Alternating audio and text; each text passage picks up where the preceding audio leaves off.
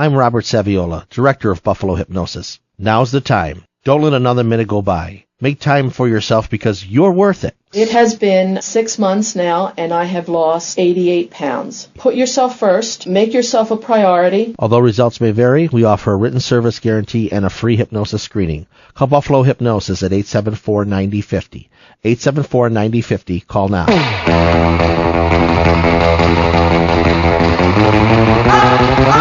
You're listening to Robert Saviola now, and, we saw the state of the Stalag address earlier this week. And how does it feel not to be a Republican any longer?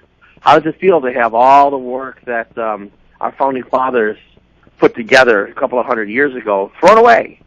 And do you know that when they did this Declaration of Independence, do you know that they wanted to abolish slavery at that point? Do you know that it was just 2 states? I think it was South Carolina and Georgia. Those are the 2 states that wouldn't agree to it. And it would have stopped everything. So they left it in because of those 2 states. And then, of course, later on, Lincoln had to do it, I think it was with the 18th Amendment, and a huge civil war that cost so many people their lives. But anyway, State of the Stalag address. Obama going to go through and just bypass Congress, which is kind of inept anyway. I mean, really, who cares if he bypasses Congress? Congress doesn't do anything for us. But remember what I said to you a few years back? I don't know if you remember now. It was around 2006, 2007. I made a statement at that point.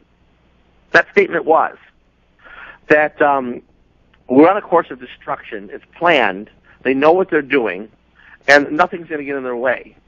If you remember in the last year's now it's 2 years ago, presidential election, if you remember, Ron Paul, every time that he would go to a state for the primary to get the Republican nomination, how he would win the state, and then they would change the laws.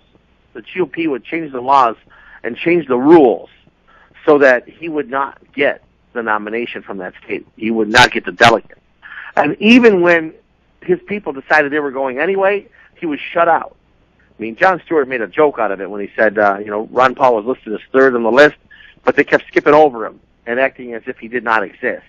Well, years ago in this country, there was a lot of great things going on with industry. Buffalo had Bethlehem Steel, Detroit was big and going, all these companies growing, GM, everything that you can imagine was happening here in the country, and people were doing very well, making good livings for themselves. But then the state got corrupt, got greedy. Well, I should say more corrupt, more greedy.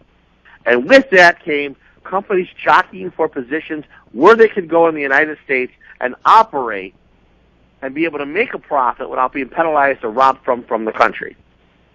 And they would jockey all over the place. And I would think to myself as a kid, well, what are they going to do when there's no states left? They're going to have to leave the country. And lo and behold, over the last 20 years, you've been seeing company after company just leave. Remember Chevrolet, GM, they said, we're not leaving the United States, we're not leaving. And I said, hey, they're going to China. Well, they're there. They're in China. They're going to deny it until they do it. When Barney Frank, there's no housing crisis, George Bush is crazy, poof, everybody's in trouble. They're always going to deny it, right? Well, it's the same thing here with people. I just recently got my residency down in Florida. Now, yeah, I still have business back in Buffalo. I still live up in Buffalo, too. I live in Florida now, but I'm in Buffalo a lot of times during the year, so I'm going to travel back and forth. But I had to leave New York State. I mean, Cuomo said it. If you're a conservative, we don't want you. They came right out and said it. Well, where do you go from here? A lot of the wealthiest people that make the most money, that are the most productive, they've left the country already. They've given up their citizenship, and the United States doesn't like it. So what they're doing is they're charging you up to 2/3 of what you're worth to give up your citizenship. And it's because if you live in another country and you want to buy a house or you want to have a bank account, well, they won't take your money. They won't let you buy a house. It's because the government's into everything. The government wants a piece of your flesh, and they're going to travel abroad to get it. Well, that's what's happened. And now Americans are trying to give up and renounce their U.S. citizenship, and the country's, taking most of their worth when they do it because they're that desperate.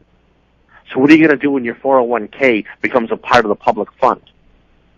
They'll be putting $85 billion. The Federal Reserve has been printing up every month and flooding the market, keeping gold and silver down.